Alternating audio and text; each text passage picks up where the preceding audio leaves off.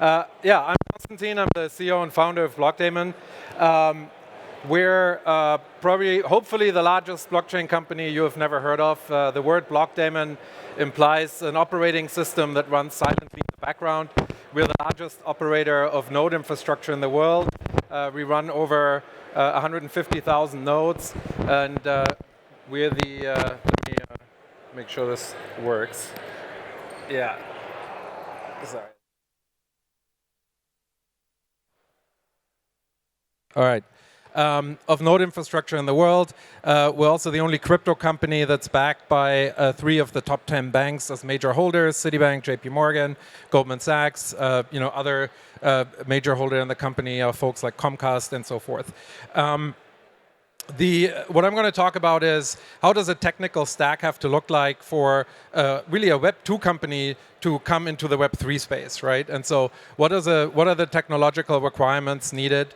And how does that look like? And the reason why we're talking about that is because we're probably the most trusted infrastructure party for such institutions. So it's a conversation we engage with very often. Our market share when it comes to node infrastructure, staking, and wallet is between 50 to 70%, depending on the cohorts. And we've been in the space for the last 5 years. And so what's been interesting for us is that the last 5 years was really all about getting compute ready to allow for crypto networks to function. And the next 5 years are all around really integrated product stacks that include L1, bridges, L2s, and then user experience that need to be really, really slick. And so the way we talk about it is, I don't know if I'm aging myself, but if you remember the music days, we're still sort of at the end of the Pirate Day torrent. Things are still pretty complicated. And so one of the big things for us is sort of think about as the Spotification of crypto, right? As like, how do we make it so seamless and easy that people have a simple wallet, they can keep any digital asset in and participate in the respective networks? How do you abstract all of that away for a normal, let's say, company that has 100 million users on their platform? And so one of the things we've seen is that over 75% of institutions are planning to move onto a tokenization stack in one shape or form or another over the next 12 to 24 months. What's been interesting in this cycle compared to the last cycle is that we haven't really seen anyone pull out of crypto. So for us, for example, and because we provision very basic infrastructure, we have 3 times the customers today than we did 18 months ago. And that's always a really good sign when you see large institutions and banks trying to really allow their customers to hold Bitcoin, for example, acquire Bitcoin. Potentially earn rewards. In Japan, for example, there's public banks like SBI. In England, you have Zodia has a regulated staking offering. It's becoming a lot more common. Volume is slow, for sure, but everybody is really provisioning their respective rails. And so we're engaging in a lot of discussions with these folks. And there's certain sort of questions we hear really all the time, right? Which is like sort of, who do we really need to work with? There's a lot of different companies providing a lot of different things. There's a lot of different protocols doing different things. And so if you want to look at it from the UX layer, really what you want people to do is have a very simple user experience, click on Bitcoin, and then say, I just want to swap my Bitcoin into Ethereum. I don't want to know anything about fees. I don't want to do anything that's sort of related to understanding a bridge or any associated risk with it. What I want to make sure is that however the token flows, it ends up in my wallet seamlessly, and it's perfectly secure. And so for us, that's been really interesting. And so we obviously started running a ton of layer 1 infrastructure in the past. And now the interesting part is, and you had Astra here, and Polygon, for example, is like what path do institutions choose when they have to actually provide on-chain liquidity to their respective customers, and what are the requirements for that, right? And so we always like to show this to people because it's a really complicated stack to understand, and what's also really complicated is to understand how you monetize it, right? So at which point in these different little cycles do fees fall off? Are rewards earned, right? And so one of the exercises we take institutions through is kind of like the story of the sad little ETH. And like an ETH can live in a wallet, it gets bought, so there's an on-ramp function, somebody collects a fee, a transaction gets scheduled, which is an API call, there's a payment triggered at that moment in time, there's a gas fee triggered, the token ends up somewhere else, it gets staked, suddenly there's a reward there, it gets unstaked, there's another function that involves a fee, and then might be off-ramped. And so if you look at the commercial models for us are always how much fee does an average token generate in its life cycle, right? And then how many buckets can you create in which percentages, fees, and things fall off of a token, and how does that look like if you're a Visa or a Mastercard or or a Coinbase, right? And so that's been really interesting for us. One of the biggest areas that is sort of partly known, I think, there's a lot more transparency in the space now, is around sequencers and bridge layers and really enabling on-chain swaps, for example. And so for us as an infrastructure company, that's been always a really interesting area. But most of the money is made by cross-chain sequencers, for example. And so on the L2 layer, a ton of fees are generated that are actually really, really powerful, specifically when volume picks up, right? And so what's interesting for people on the institutional side is to kind of really figure out what's the train system and the stack, right? Like, so you have the train tracks, which is the sort of L1, L2, the infrastructure layer. You have a wallet layer. The names here, this is one of our slides. So, Mothership is our TradeFi wallet, Infinity is our bank payment wallet, and Beyond is our retail wallet.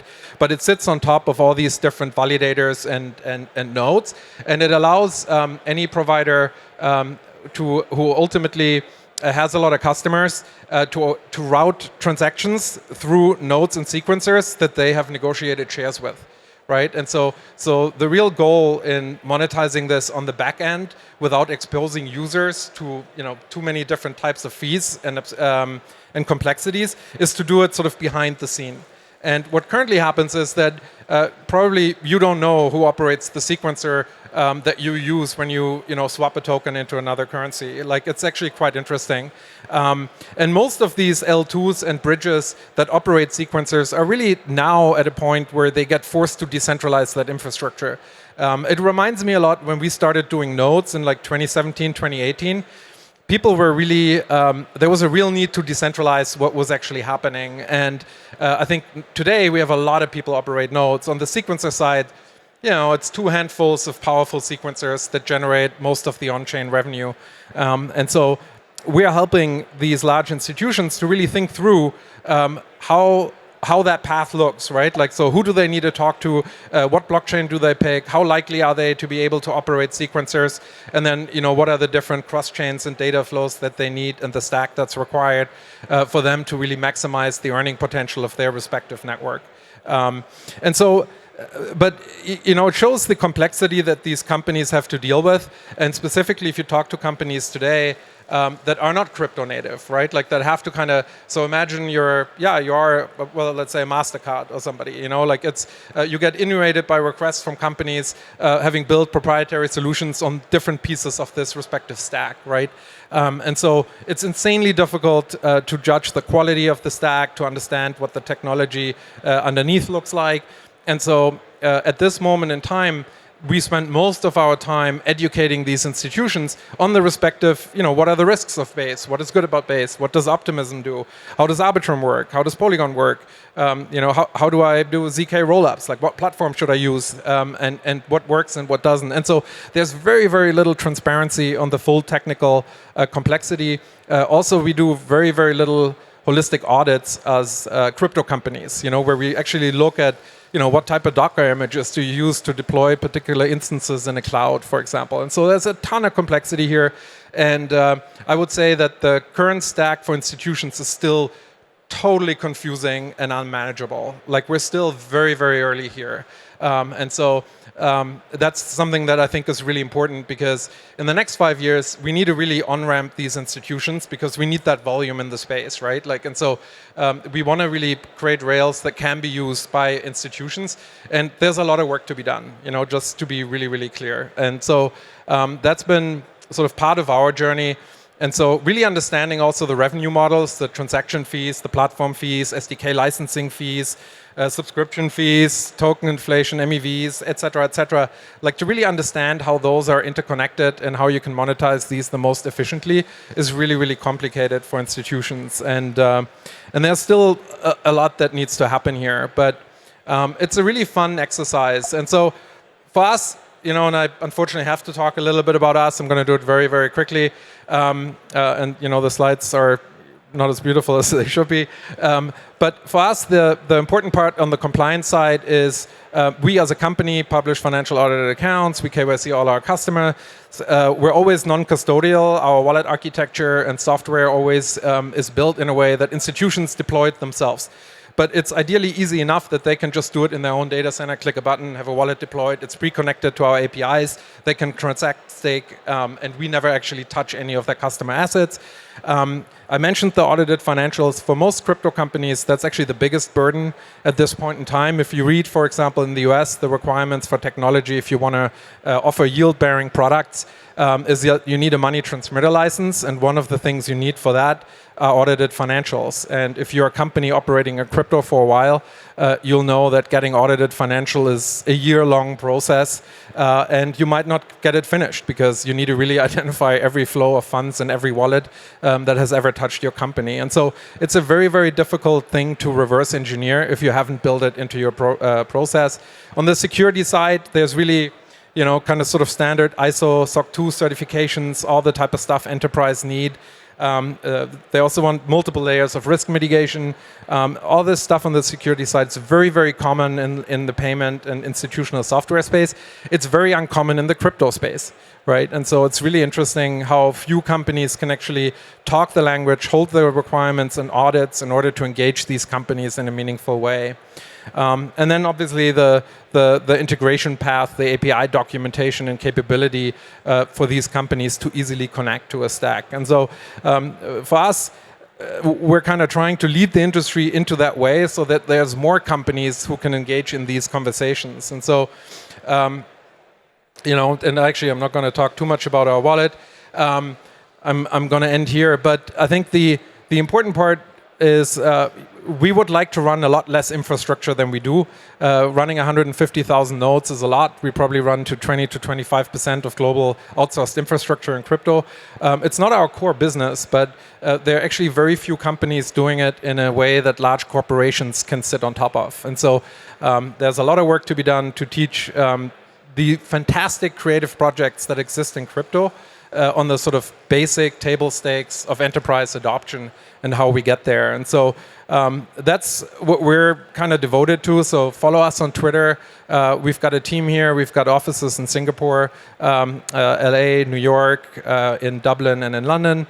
And we're always happy to engage in conversation. We're very transparent about how we think a perfect Web3 stack should look like. So happy to discuss, happy to educate, and also happy to learn from all the folks that are here. So I'll stop here. Thank you so much.